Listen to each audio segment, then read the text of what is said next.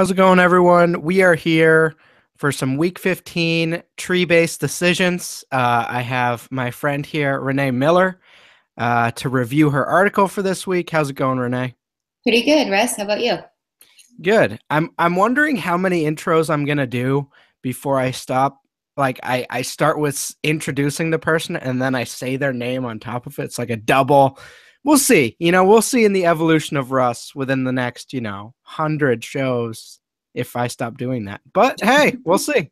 Um, we were just talking before the show what type of week this is gonna be, and we tend to see this a little bit at the end of the year, a lot of injuries, a lot of, cold weather, lower totals, and just trying to get a grip on this slate. What's your general view? Yeah, there's just so many. I look at it and I think there's a lot of ways that things could go wrong on this slate. There's a lot of bad weather. There's a lot of injuries. Yeah, I think it could be one of the lower scoring DFS weeks. I think it could be one of the lower scoring football weeks. I don't know that everybody reaches their Vegas totals this week. So my enthusiasm is a little lower for this week. And that could also partly be because I haven't dug in as deep as I normally have by this time. We were also just mentioning it was my birthday this week. I took a couple days off, went out of town. So that could be part of it too. But on the whole, I think there's a lot to be wary of this week. Yes, and we should all be scolding her because DFS is more important than anything, including birthdays and life itself. Make Even champagne. even babies, even marriage. No. I'll give you babies. Birthdays, I don't know.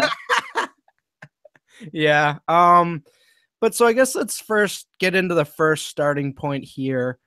David Johnson, obviously the paying up at running back really is the topic of discussion in the last 3 to 4 weeks. So are you paying up for David Johnson this week on DraftKings? Yeah, I love David Johnson this week. The Cardinals are at home. They play the Saints. It's a great defensive matchup. I also noted that, New Orleans offense usually keeps the ball for I don't know how else to say it, keeps the ball for a lot longer than they have recently. Drew Brees has thrown 6 interceptions, 0 touchdowns in the last 2 games. And we already know he's a little worse on the road. So I think the ball is going to be in the hands of David Johnson more than usual. And it's already there a lot, right? I mean, he's one of the most prolific running backs in the league. He had a little bit of a down week last week. If you paid up for him instead of Le'Veon Bell, you kind of, drank a lot last Sunday night. Yeah, you did. Yes, you did.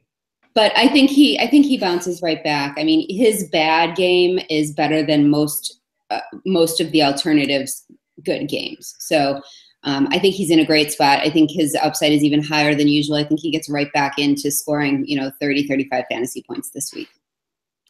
Yeah, in the same way that Le'Veon Bell was an interesting ownership play last week, just because David Johnson was coming off, 3 enormous weeks in a row. Mm-hmm. I think the ownership's going to be a little more with Le'Veon this week. And not that you're contrarian for going with David Johnson, but if you can get him at 25% in the tournament, like that's still, I consider that a win at this point. So $10K, obviously expensive, but man, I have a hard time getting away from him this week. Last week in the rain against Miami, like a bunch of turnovers, it was just a mess. So I wouldn't take that into anything other than, just an outlier in his season. So yeah, fire away there for sure.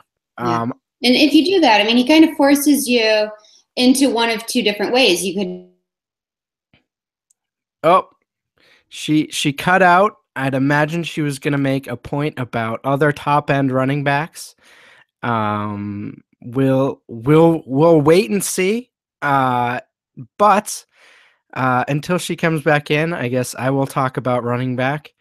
I think it is close between David Johnson and Le'Veon Bell. I don't necessarily have a preference other than obviously Bell is a little bit cheaper.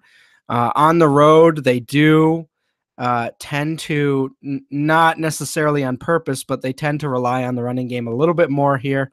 So I do like David Johnson, but I also like Bell. I think you can still make lineups with both of them in it.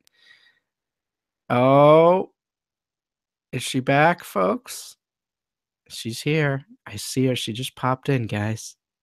She just popped in. Anyhow. Am I back? Oh, she's back. She's here. Sorry. You were about to make a really tremendous point. I could feel it. You know what? I kept making it because I didn't realize I was gone for a while. And I forget what it is. Oh, I was saying we were talking about where do you go if you are spending, $10K for David Johnson. Mm-hmm. Do you go, then you can take a couple other superstars with him and maybe look for the bottom dregs of value, which is one possibility. Or you could say, okay, I'm just going to go kind of middle of the road with the rest of my lineup. And that would enable you to get maybe like DeMarco Murray, Matt Ryan, some pretty decent plays.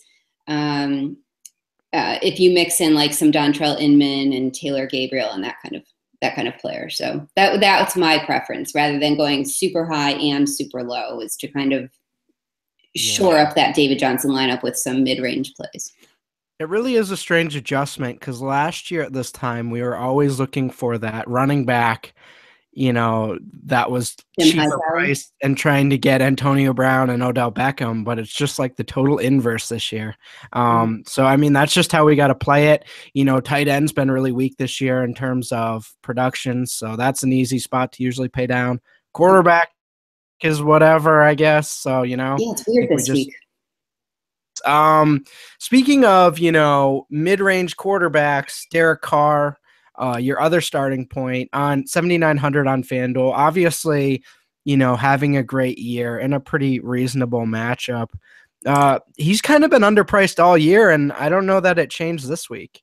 Yeah, I really struggled with starting. I like to include a quarterback as a starting point in this article. And I really struggled. Like, I kind of liked Eli Manning, but there's some concerns there. There's so many weather concerns that I don't want to get into. And there's so many kind of weird defensive matchups. Like, I don't like Tom Brady against Denver this week. I'm not 100% in on Dak Prescott against Tampa Bay, even though Dallas is at home, and that's probably going to be okay. So I was kind of drawn to the Oakland-San Diego game. It's division rivalry in Southern California. There's going to be obviously no weather concerns there. Carr had been dealing with this hurt finger, but I think he's going to be past that. His receivers are a little banged up, but they both sound, Cooper at least sounds good to go. Yep. Murray can catch passes. Murray can be a nice outlet out of the backfield. So I think Carr is probably like just slightly rises above some of the other options in that mid-range tier for me this week. We've seen the upside that he has. We know that the Raiders are playing for something. They're, barely hanging on to the lead in the AFC West. So I think that's going to probably want to be one of the better, higher scoring games. Yeah, the good thing about Derek Carr this year is that his defense kind of makes big plays sometimes, but they also give up like weird amount of points some games. So it's kind of like game flow's always kind of right there with him. So either he's in comeback mode and they somehow figure it out, or they're just scoring a lot of points in general. So yeah, I'm certainly with that. I like stacking him with Cooper. We'll see about Crabtree, but I like him as well. Yeah, if he's good to go, mm-hmm. I wouldn't mind that either. Tyrod Taylor's the other, not too far off that price point against Cleveland. The Bills just, I mean, the total on this game is another kind of surprising one, but for the Bills anyways, because I can't see them at this point beating someone by 10 points. They seem to fall apart always in the third or fourth quarter. But Tyrod Taylor has been, one way or another managing to reach value. So he's another one that I considered strongly, but it's going to be, we just had like a foot of snow last night in Western New York. It's going to be like 15 degrees tonight. So that's not ideal. So we didn't get that much snow, but it was 1 degree last night in Western Mass. And I don't know what your weather is. It's supposed to be like 50 by Sunday here. I'm so excited. You don't 50. even Oh, you well, don't even I'll understand. have to look, but I don't think we're supposed to get to 50, maybe a little bit better. No, Maybe in the 30s. we're way luckier than you are. Yeah. But yeah, so cold. I'm freezing. One more quarterback I'll kind of ask you about. I guess like in paying up this week, especially on FanDuel, like is Aaron Rodgers against the Bears someone you're looking at, or is it kind of just like I'd rather just get value? I think if I mean, again, it's going to be very cold and Yeah, potentially snowy freezing. in Chicago this weekend, which does, I mean, I think it hurts um, the pass game more than the run game. Chicago's kind of hard to run on as it is. So it's really the weather that drives me away from that. And, Hmm. say what you will, Aaron Rodgers has played in it his whole career and everything. And he's definitely had some great games in frozen Lambeau, but that's a high price to pay for a game that doesn't have a really high total. I do like to look for quarterbacks in games where, they have a nice implied team total, at least 24, 25, preferably 26, 27 points.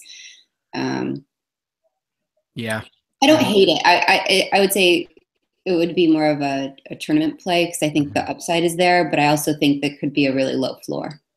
And reasonably, thinking you're probably going to need that extra money to pay up for those running backs if you are going to do that. So, I do, yeah, I do. yeah.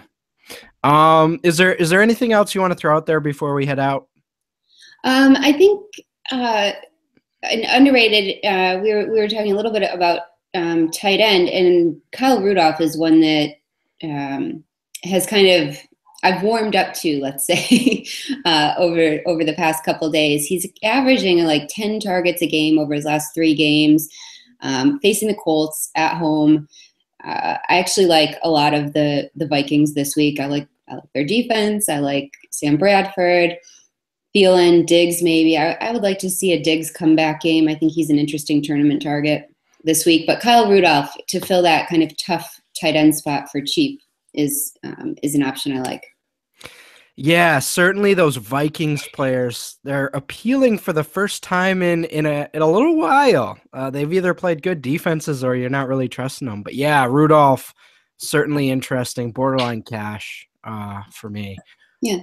Um, as always, if you want to check out Renee's article, certainly head over to dailyfantasycafe.com and check out that article there. If you like these videos and you want to, I was trying to adjust my camera settings because I was like, my face is way too pale. And I know I say this every week, but like I thought it was my camera and I like adjusted the brightness up and down. I was like, oh my God, that's just how I look. So It's if just you the want sun to hasn't been out in the Northeast in 2 months. So if you want to comment on that, certainly throw that in the comments. If you like what we're doing here, give us a like and subscribe. But as always, good luck this week, and we will see you guys in week 16. Have a great week.